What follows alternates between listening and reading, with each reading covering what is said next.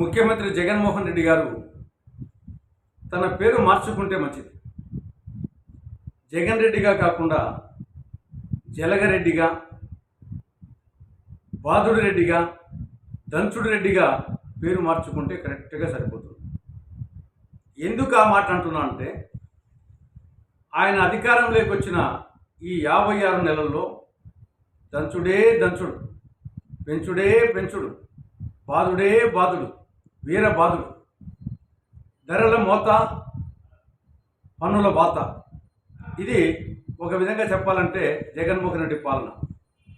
ఈ 56 నెలల్లో దాదాపు 1,40,000 కోట్ల రూపాయలు ప్రజల మీద బాదాడు. ఏ విధంగా జలగ మనుషుల రక్తాన్ని పీలుస్తుందో దాని ఆధారమే అది.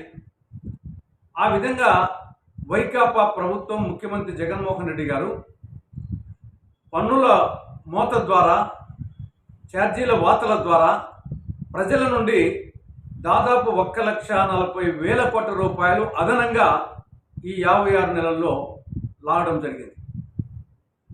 ఒక విధంగా చెప్పాలంటే మట్టి ముద్ద ఇచ్చి వెండి చెంబు దొంగిలించినట్లుంది. చాక్లెట్ ఇచ్చి నెక్లెస్ లాక్కున్నట్లుంది. ఇచ్చిందేమో గోరంత, లాక్కున్నదేమో కొండంత. మద్యం ధరలు పెంచడం ద్వారా దాదాపు 16,000 కోట్ల రూపాయలు అదనంగా మందుబాబుల నుండి లాగింది.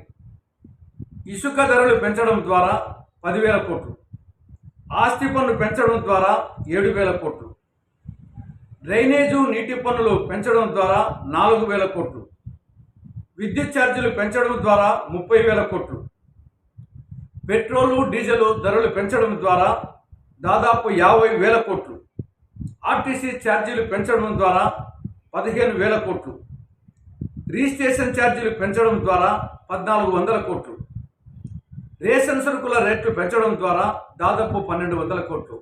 ఈ విధంగా దాదాపు 1,40,000 కోట్ల రూపాయలు అదనంగా ప్రజల నుండి లాగడం జరిగింది. అందుకోసమే ఆయన పేరు మార్చుకుంటే మంచిది. జగన్ రెడ్డిగా కాకుండా జలగరెడ్డిగా, బాదుడు రెడ్డిగా, దంచుడు రెడ్డిగా, పెంచుడు రెడ్డిగా పేరు మార్చుకుంటే కరెక్ట్గా ఉంటుంది. ఇక రెండవ అంశం, రాష్ట్రంలో ప్రధాన ప్రతిపక్షమైనటువంటి టీడీపీ బీజేపీతో పొత్తు. టీడీపీ బీజేపీతో పొత్తంట. దానికోసం వాళ్ళు పిలిచారంట, ఈయన హస్తనకు వెళ్ళారంట. ఈ బీజేపీ రాష్ట్రానికి నంబర్ 1 ద్రోహి. వైకాపా ప్రభుత్వం రెండవ ద్రోహి అయితే నంబర్ 1 ద్రోహి బీజేపీ. ఈ 10 సంవత్సరాల కాలంలో కేంద్రంలోని నరేంద్ర మోడీ ప్రభుత్వము ఆంధ్రప్రదేశ్కు చేసిన అన్యాయము, మోసము, ద్రోహము అంతా ఇంత కాదు. రాష్ట్రానికి సంజీవని లాంటి ప్రత్యేక హోదాకు పంగనామాలు పెట్టింది. రాయలసీమకు, ఉత్తరాంధ్రకు బుందేల్ఖండ్ తరహా స్పెషల్ డెవలప్మెంట్ ప్యాకేజీకి తిలోదకాలు ఇచ్చింది. కడప జిల్లాలో స్టైల్ ఆధ్వర్యంలో స్టీల్ ప్లాంట్కు స్వస్తి పలికింది. దుగరాజపట్నం ఓడరేవు ఊసేయలేదు. రాజధానికి నిధులు ఇవ్వలేదు. పోలవరం ప్రశ్నార్థకమైంది. విశాఖ మెట్రో లేదు. విజయవాడ మెట్రో లేదు. విశాఖ రైల్వే జోన్ లేదు. విశాఖ చెన్నై ఇండస్ట్రియల్ కారిడార్ లేదు. కాకినాడ పెట్రో కెమికల్ కాంప్లెక్స్ లేదు.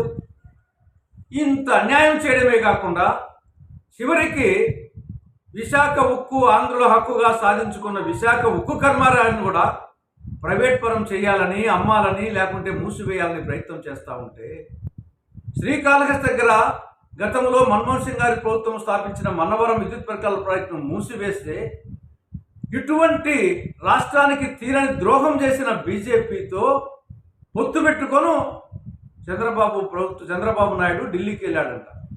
ఇంతకంటే ద్రోహం మరొకటి ఉండదు. కాబట్టి వచ్చే ఎన్నికల్లో రాష్ట్రానికి నంబర్ 1 ద్రోహం చేసిన బీజేపీ, దానితో జతకట్టినటువంటి టీడీపీ, జనసేనలను, నంబర్ 2 ద్రోహం చేసినటువంటి జగన్ రెడ్డి పాలనను చిత్తుగా ఈ పార్టీలను ఓడించి కాంగ్రెస్ పార్టీ అధికారంలోకి వస్తే తప్ప ఈ రాష్ట్రం బాగుపడదు. ఒక్కసారి ఆలోచించాలని ప్రజలకు కాంగ్రెస్ పార్టీ విజ్ఞప్తి చేస్తూ ఉంది.